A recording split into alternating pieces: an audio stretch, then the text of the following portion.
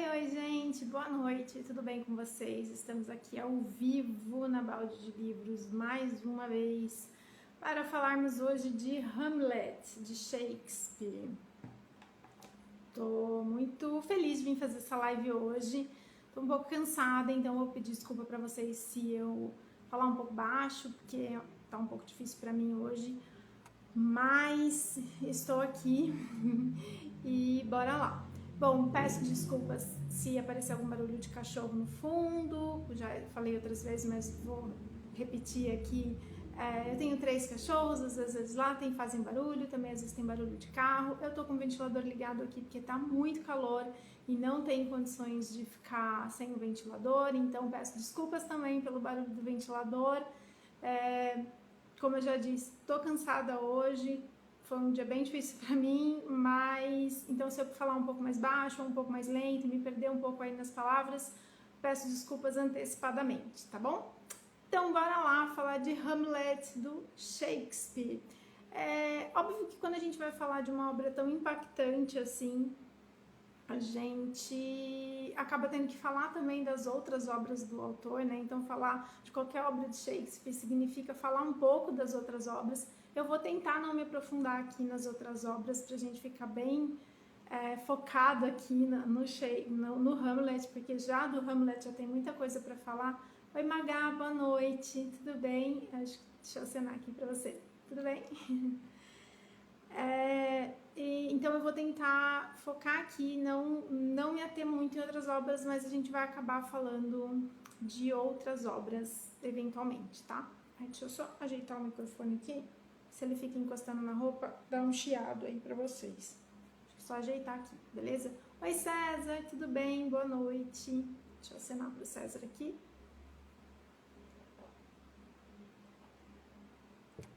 Beber uma água e bora lá falar de Shakespeare, né? Bom, Hamlet começa com uma frase muito célebre, que é a seguinte: há algo de podre no reino da Dinamarca. Quem já ouviu essa frase e não sabe, vem aí a primeira frase, a frase de abertura de Hamlet, do Shakespeare. Então, pela frase, a gente já percebe que a tragédia se passa, né, a história se passa na Dinamarca, né, há algo de podre no reino da Dinamarca, então a história se passa na Dinamarca. E ele foi escrito ali no século XVIII, né, entre 1601 e 1608. Algumas pessoas falam que foi no final do 1500 ali. Existem muitos estudos sobre quando foi escrito mesmo Hamlet. Tem muitas divergências em relação a isso com os historiadores, né? Então, eu costumo colocar entre 1601 e 1608, que foi o momento que o Shakespeare mais escreveu tragédias, né? E como Hamlet é uma tragédia, eu acredito que não fica muito longe aí a gente falar nesse período. Então, ali entre o final do século XVI e o começo do século XVII, eu falei século XVIII antes, mas é século XVII, perdão, viu? Então, final do século XVI, começo do XVII, a gente vai ter aí o Shakespeare se debruçando sobre Hamlet. Bom, como eu já disse, Hamlet é uma tragédia, né? E aí, para entender Hamlet, a gente tem que entender o conceito de tragédia. Aqui no começo do século XVII, a gente está lá no Renascimento, né? Onde houve uma busca pelos valores e cultura clássica. Quando eu falo clássica, eu estou falando de Grécia e Roma Antiga, né? Da Grécia Clássica, principalmente Grécia Clássica. E ali, então, os autores, os dramaturgos da época vão voltar para peças. Shakespeare era um dramaturgo, né? Então, ali naquela época, eles vão se voltar para peças que vêm lá com uma tradição clássica, com uma tradição grega, né? Então, Hamlet vai escrever suas tragédias baseado no conceito de tragédia de Aristóteles. É um conceito aristotélico de tragédia. Aristóteles se debruçou muito sobre o que ele chamava de poética, que é um estudo das peças gregas, do teatro grego, né? E então Aristóteles vai definir alguns parâmetros para o que é uma tragédia, né? Dentro do conceito aí grego de tragédia, né? O que é uma tragédia grega, né? Então ele vai dizer que uma tragédia grega tem que ter, obrigatoriamente, um protagonista com caráter admirável, mas que seja imperfeito, para gerar uma simpatia do público. O público tem que simpatizar com esse protagonista. E depois ele vai dizer que uma tragédia ela tem que ter um final triste, né? Com a destruição, que pode ser a morte, a loucura, o exílio, enfim, tem que rolar uma destruição nesse final, né? Esse final tem que ter uma destruição de um ou vários personagens. Então, não é uma tragédia se no final todo mundo fica vivo ou todo mundo fica bem. A tragédia, ela precisa, segundo o conceito aristotélico, de um desfecho triste, né? E esses personagens vão ter esse desfecho triste porque eles vão estar sacrificando, eles vão ser sacrificados pelo seu orgulho de se rebelar contra o destino, né? Então, essa premissa, ela tem que existir. Então, eu tenho um destino, eu me rebelo contra esse destino, então eu tenho um fim trágico, né? Tragédia. Isso é a tragédia grega e Shakespeare vai escrever com base nessas ideias, né, nessa teoria de Shakespeare de tragédia. Eu acho que uma boa definição de tragédia grega é a seguinte: numa tragédia grega, mesmo que todos os personagens morram, o conflito não morre, o conflito continua existindo. A gente vê isso em Hamlet, a gente vê isso em muitas outras tragédias. Então, assim, mesmo que aconteça de todo mundo morrer, mesmo com o tempo, ou ser exilado, ou ficar doido, ou, entendeu? De todos os personagens ali entrelaçados não existirem mais de alguma maneira, ou não, pelo menos como começaram, né? Como começou na história da tragédia, o conflito ele permanece, ele não é solucionado. Então, esse é um conceito de tragédia grega, e é muito importante a gente pensar nesse conceito aqui, porque esse conceito ele é muito utilizado em todas as tragédias do Shakespeare, mas no Hamlet principalmente. Eu acho que ele consegue traduzir de uma maneira muito brilhante esse conceito de tragédia grega aqui no Hamlet, né? Shakespeare escreveu muitas outras tragédias, entre elas Macbeth, Romeu e Julieta, Otelo, Rei Lear, Henrique V, que não é bem uma tragédia, mas também né? Os conceitos estão ali. Então ele vai se debruçar depois sobre muitas outras tragédias. Ele vai escrever depois muitas outras tragédias. A minha preferida é Macbeth, para quem se interessa. Eu gosto muito de Hamlet, mas a minha preferida ainda continua sendo Macbeth. Gosto muito de Otelo, porque Otelo tem uma coisa meio parecida com Hamlet, mas eu prefiro aí o Macbeth. Então, só divaguei aqui sobre as minhas preferências shakespearianas, mas das que eu li, eu não li Rei Lear ainda, acho que Romeu e Julieta, eu conheço a história, óbvio, mas eu nunca li a tragédia, mas a que eu mais gosto é Macbeth. Bom, em Hamlet, ele vai recontar a história do príncipe Hamlet, que está tentando vingar a morte do seu pai, o rei Hamlet, que foi envenenado pelo irmão Cláudio, que logo em seguida à morte do rei Hamlet se casa com Gertrudes, que é a mãe do príncipe Hamlet, que era esposa do rei Hamlet. Então, vamos lá. Tem o rei, tem a rainha, tem o irmão do rei. O irmão do rei envenena o rei, toma o lugar do rei, o rei morre, toma o lugar do rei e se casa com a rainha. E o príncipe, que era o filho do rei, vai vingar a morte do pai. Então, ele vai, no Hamlet, ele vai contar essa história. Isso que eu contei aqui não é spoiler, tá na primeira página do livro, tá? Ele não vai alterar nada a leitura de vocês, mas pra gente entender a história, eu tenho que contar aí o que é que tá acontecendo. A peça, ela vai traçar o curso da loucura real, né, que é o sofrimento do príncipe Hamlet pela perda do seu pai, e até a loucura fingida, vamos dizer assim, que é uma raiva fervorosa que o Hamlet vai ter do pai, do tio, né? Então a gente tem ele vai traçar essa história, esse arco, né, esse arco narrativo. Então começa lá com o Hamlet muito sofrendo pela morte do pai, e aí todos os acontecimentos até isso se transformar numa raiva fervorosa, um desejo muito intenso de vingança do tio, né, para com o tio, né. E nesse arco narrativo, ele vai explorar temas como traição, vingança, corrupção e moralidade, né.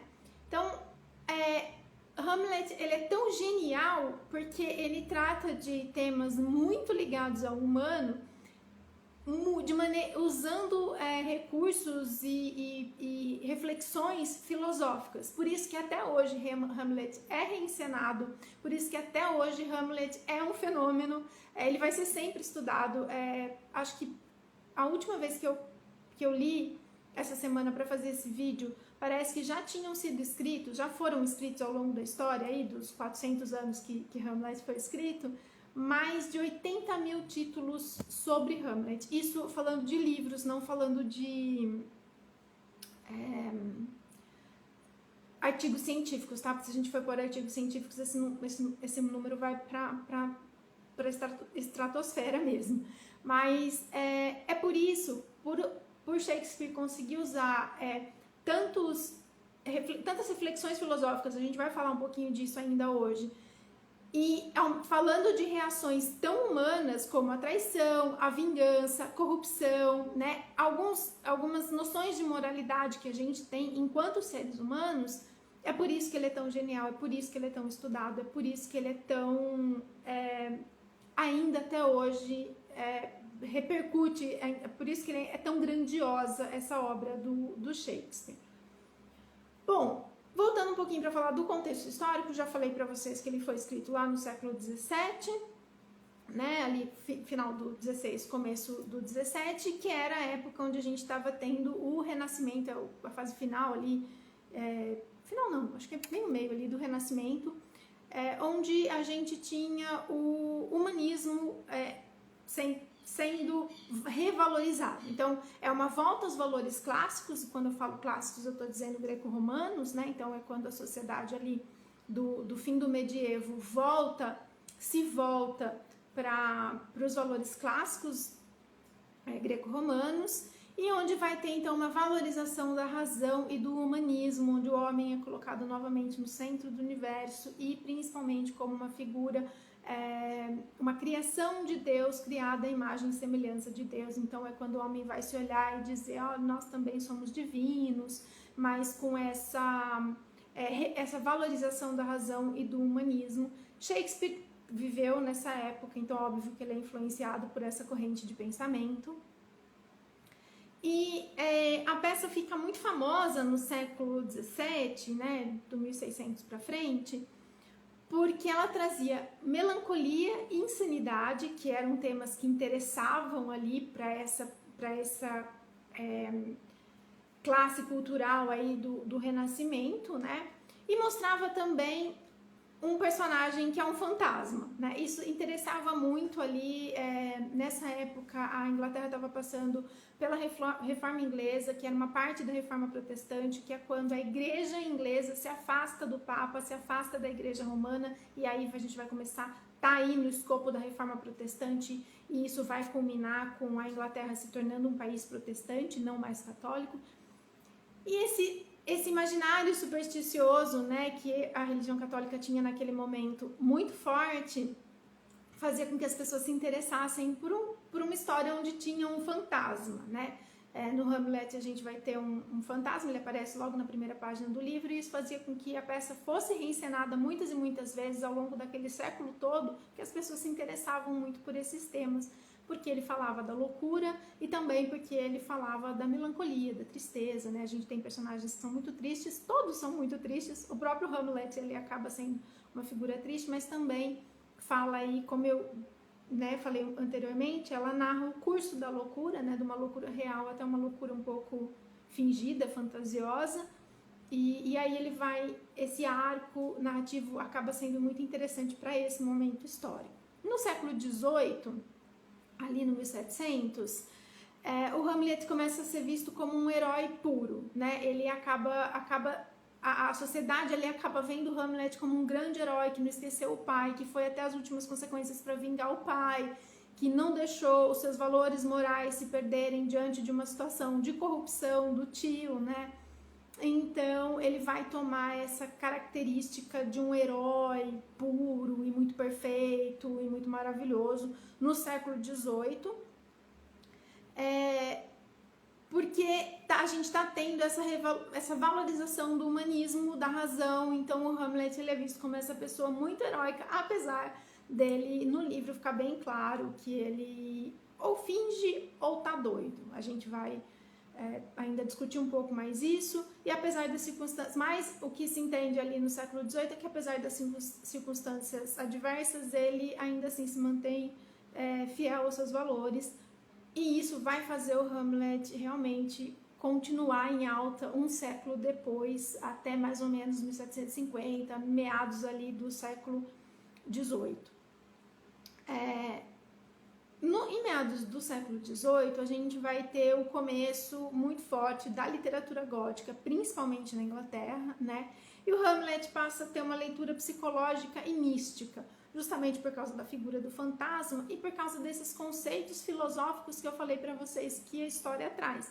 A gente vai tratar disso ainda hoje, mas esses conceitos, junto com esse ideal da literatura gótica que estava muito em alta, começa a estar muito em alta ali a partir de 1750, vai fazer com que o Hamlet passe a ter uma leitura mais psicológica, não tão focada na história e mais focada no indivíduo, assim, na parte psicológica mesmo do Hamlet, né? Com novas peças, aí a gente vai ter, de novo, muitas peças reencenando, né, o Hamlet, colocando de novo a loucura e a questão do fantasma aí no teatro mais uma vez, né? A partir do final do século XVIII, né, começo do XIX ali no começo de 1800, a crítica passa a se concentrar no personagem e não na trama, né? Então os críticos ali que vão estudar Shakespeare no começo ali dos anos 1800 do século XIX e final do século XVIII vão se debruçar muito mais sobre o Hamlet do que sobre a trama, né? E aí ele passa a ser visto ora como louco, ora como lúcido, ora como herói, ora como um fracassado. Aí vão surgir várias críticas diferentes sobre esse personagem, e isso mostra também a genialidade da história, mais uma vez, a genialidade do Shakespeare em trazer esse assunto à tona, em trazer essa...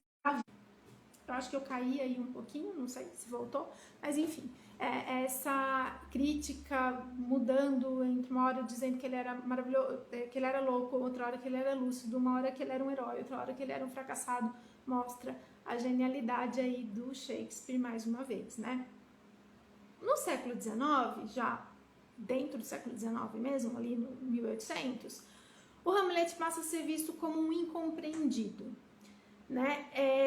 E ele representava as lutas internas, então ele passa a ser visto como um personagem que não era compreendido e que representa as nossas lutas internas, as lutas internas do humano, as questões que nós, seres humanos, temos com traição, com vingança, com corrupção, né? Os nossos valores morais, como se ele representasse nossos valores morais diante de circunstâncias adversas, como, por exemplo, a história do Hamlet, né, que apresenta aí uma circunstância bastante triste na vida de um homem. A estrutura dramática do Hamlet, ela dá também ela também é parte da genialidade da obra, né? O Hamlet é uma peça muito longa, ele é a maior peça do Shakespeare. Para ela ser encenada com todas as falas, ela dura mais de 4 horas. Então, onde geralmente, antigamente, né, ali no Renascimento, as peças tinham entre 1h30 e 2 horas no máximo. Hamlet vai escrever uma peça que, para ser encenada na íntegra, demora mais de 4 horas. Então, é a peça do Hamlet que mais tem palavras, que mais tem folhas, é a peça mais longa, que mais tem falas. Isso faz com que a estrutura dramática, a estrutura do texto seja mais denso e por isso acaba sendo mais genial, né? Ele precisa de todo um arco narrativo para descrever e para trazer essa história, né? E ele usa dentro do Hamlet um recurso que ele vai usar em outras histórias, mas que é muito interessante, que é o teatro dentro do teatro. Então, no Hamlet, na história do Hamlet, que é um drama, que é uma peça de teatro, tem uma companhia de teatro encenando ou uma peça de teatro, que é outra que não é o Hamlet. Então, o Shakespeare ele coloca uma peça dentro de uma peça e isso é um recurso narrativo que ele vai usar em outros livros, mas que no Hamlet ele é um momento crucial, é um momento realmente, é um plot twist ali, não é bem um plot twist, mas é um momento de virada, é um ápice da trama quando ele usa esse recurso. Isso é muito interessante da gente pensar, porque isso também é uma das coisas que deixa a peça mais longa e mostra como uma das questões do humanismo, do Renascimento, era como a arte impacta também na vida do ser humano e como o ser humano é maravilhoso por ele conseguir produzir arte. E aí o Shakespeare, através de colocar uma peça dentro da peça, ele quer mostrar isso, como a arte impacta na vida das pessoas a ponto de transformar toda uma história, né? Então, esse recurso narrativo é muito interessante da gente olhar ali no Hamlet, porque o Shakespeare vai usar isso depois em outras tragédias, em outras peças, mas não dessa maneira, assim, sendo um ponto de virada, né? A estrutura narrativa também traz um clima de tensão desde o início da peça. Então começa lá com aquela frase, há algo de podre no reino da Dinamarca, daí pra frente a história inteira é tensa. Não tem um momento assim de, vamos dizer, alívio cômico, de tranquilidade. Tem algumas falas que podem ser um pouquinho mais, vamos dizer, aliviadas, mas muito poucas mesmo. É tensão o tempo inteiro, a gente fica naquele clima de intriga, de realeza, né, de intriga, de coroa o tempo todo, e isso prende muito a leitura, isso facilita muito o entendimento, e eu acredito que enquanto uma peça de teatro, isso deve prender, e tem que prender, né? Então tem que ser tenso, porque se a pessoa vai ficar sentada ali 4 horas, ela tem que querer voltar, né, depois de um ato para o outro ato, eu acredito que é uma tragédia em 5 atos, se eu não estou enganada. Então, é um recurso também narrativo aí que o Shakespeare vai usar para prender a audiência, esse clima de tensão do começo ao fim. Uma coisa curiosa do Hamlet é que não existe um subenredo forte. Os personagens coadjuvantes, eles gravitam todos em torno da história do Hamlet, da vingança que o Hamlet quer fazer pelo pai. Então, pela morte do pai. Então, não tem existem histórias paralelas, existem, mas todas elas são ligadas a essa história do Hamlet. Não existe uma história paralela que seja forte, que possa ser, vamos dizer assim, sozinha na peça. Não tem. Todas as histórias, elas gravitam em torno do Hamlet. O Shakespeare vai fazer isso de novo em Otelo, e talvez isso seja o motivo pelo qual eu prefiro Macbeth, porque as histórias paralelas do Macbeth, os subenredos do Macbeth não são histórias paralelas, são subenredos mesmo. Eles me pegam muito, me agradam muito, então eu acho que talvez isso explique um pouco porque que eu gosto mais do Macbeth do que do Hamlet. Ainda vou fazer um vídeo sobre Macbeth também. E é interessante a gente perceber isso, porque pensa, é a peça mais longa e ela vira inteira em torno de um único enredo. E os enredos adjacentes, eles são todos linkados diretamente com esse enredo. Nada acontece que não tenha a ver com a circunstância da vingança do Hamlet pela morte do pai. Tudo que acontece na peça tem a ver com isso. Então, é muito interessante a gente pensar nessa estrutura narrativa que Shakespeare monta para nos prender, e isso faz realmente, gente, a leitura ser genial. É muito rápido de ler. O que eu indico para vocês é uma versão em prosa que a gente tem aqui na Balde de Livros. Eu vou mostrar, esqueci de pegar, mas eu vou me levantar e pego ali depois para mostrar para vocês. E prende do começo ao fim. É genial essa estrutura que ele cria, apesar de de parecer cansativo. Não é um livrinho bem curto, e o Shakespeare faz isso de uma maneira assim muito, muito genial. apesar desses enredos serem ligados à história, desses subenredos serem ligados ao enredo principal, né, eles também acabam sendo muito envolventes. Então a gente tem o antagonismo do Hamlet com o Cláudio, que é o tio dele, que usurpou, né, na ideia dele o trono do pai. A gente tem a relação dele com a mãe, a gente tem o namoro dele com a Ofélia, tá vendo que tudo tem a ver com o Hamlet, né? Mas mesmo assim são subenredos muito envolventes. A gente tem a relação da Ofélia com o irmão dela, que vai ser alterada pela relação do irmão dela com o Hamlet. A gente tem a relação do Laerte, que é o irmão da Ofélia, que é a namorada do Hamlet, com o pai deles, que é o Polônio, que é um conselheiro real, que é um conselheiro do rei, né? Então todas essas histórias, elas estão ligadas ao Hamlet e a relação do Hamlet com esses outros personagens. Mas mesmo elas sendo 100% ligadas ao enredo principal, elas são muito envolventes por si só. A gente poderia, por exemplo, escrever um livro só sobre a relação do Hamlet com a mãe, só sobre as falas que o Hamlet troca com a mãe, né? Então, assim, é genial nesse sentido de que mesmo sendo linkado ao enredo principal, na estrutura narrativa, que faz também ser genial, linkado, são histórias envolventes por si só, entendeu?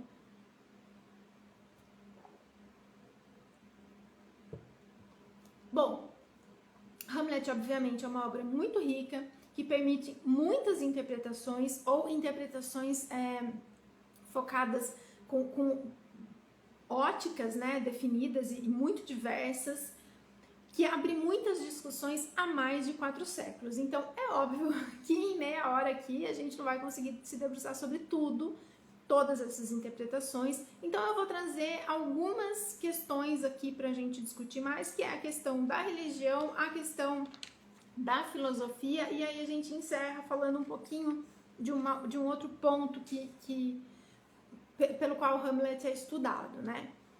Então, como eu disse, vamos falando um pouquinho aqui, olhando o Hamlet sobre a ótica religiosa, ele é escrito durante a Reforma Inglesa, né, que é quando a Igreja da Inglaterra rompe com o Papa Romano, e isso está dentro do escopo da Reforma Protestante. Futuramente ali a Inglaterra vai se tornar um país protestante, né? E óbvio que Shakespeare tinha essas influências, então ele vai mesclar elementos católicos com elementos protestantes. Por exemplo, a Ofélia, que é a namorada do Hamlet, é a amada do Hamlet, não vou usar namorada aqui, porque naquele contexto eles não eram casados nem nada. Então, a Ofélia, que é a amada do Hamlet, ela é muito católica, muito católica. Só que a história se passa na Dinamarca, que é um país conhecidamente protestante, né? Já na época já era conhecidamente protestante. Então, é bem curioso a gente perceber que ele vai mesclar essas duas coisas e, de uma certa maneira, também ele vai falar sobre essa reforma que está acontecendo na Inglaterra. Então, assim, quando ele coloca o fantasma na história, é meio que para falar da superstição católica. Mas o Hamlet, como personagem, ele vai refletir os conceitos protestantes, os conceitos sobre o homem ser o centro e tal, né? Não é bem isso, mas ele vai refletir conceitos humanos que são trazidos por Martinho Lutero, que são trazidos pela Reforma Protestante. Uma coisa muito interessante é que o Hamlet, na história, ele estuda num lugar chamado Wittenberg. E este lugar, na vida real, no mundo real, foi onde o Martinho Lutero pregou pela primeira vez as suas 95 teses, que são as teses que vão se transformar depois na religião protestante, né? Então, na religião cristã protestante. Então, é engraçado ele trazer esses dois elementos e ainda assim falar. É como se ele, de uma certa forma muito sutil, criticasse o catolicismo, que era imperativo, que era dominante na época, né? Então ele está ali criticando através da Ofélia. A Ofélia é uma personagem que ela vai ter um desfecho trágico, como quase todos os outros personagens, mas o desfecho dela tem também a ver com um pecado, né? Que é considerado pecado pela Igreja Católica. O fato dela ser muito supersticiosa, dela ser muito católica, também vai refletir aí em algumas coisas dessa crítica de leve ali que o Shakespeare vai fazer para a Igreja Católica nesse momento. Como eu disse, é muito presente na história o humanismo renascentista da época, então veja como é interessante. Ele tem elementos do catolicismo, ele tem elementos do protestantismo, e aí ele vai ter elementos do humanismo cético, do humanismo renascentista, que vai falar, questionar, né, que vai refletir essa relação, se os homens são criações de Deus, né? Será que eles são deixa eu reformular aqui. Será que os homens são mesmo uma criação de Deus, à sua imagem e semelhança? Já que todos esses eventos trágicos que causam tanto sofrimento são consequências de ações dos homens. Então, veja, ele vai trazer elementos